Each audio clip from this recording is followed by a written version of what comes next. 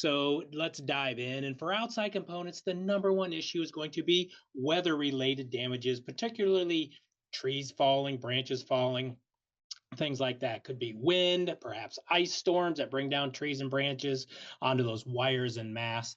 And that photo is a pretty good example of what you might see, right? And I don't think I need to say this, but I will. Stay away from downed wires, everybody. It could be very dangerous.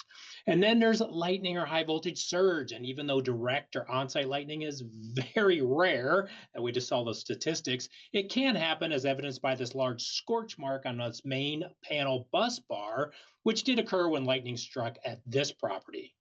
But more likely, surge will be the case as seen with these outlet photos. And don't forget, not all surge damage will be visible, and system or system components will need to be tested to make the final determination. Of course, we're going to talk about testing today. Of course, we can't forget about water, which can affect electrical components as well. And here we have a main electrical panel showing some rust as a result of a water loss. But sometimes similar damages could be long-term moisture issues. Should always get some help to evaluate damages and repair options when it comes to water. Then we have fire, and you've heard it before, but I like to say it's a no-brainer. Items that are burned are probably going to need to be replaced. But the question with electrical systems is, where do you stop, right? This panel got fried, but do we need to rewire the entire residence as being claimed? Well, probably not.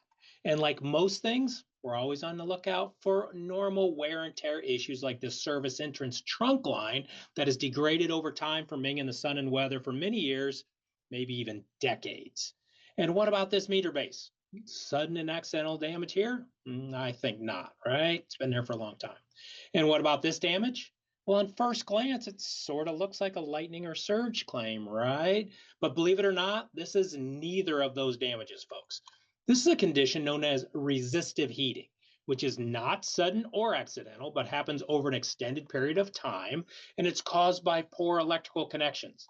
Most common causes are corrosion, rust, loose connections that are resisting that flow of electricity, causing those wires to turn red hot over and over again, resulting in the damages seen there in that photo.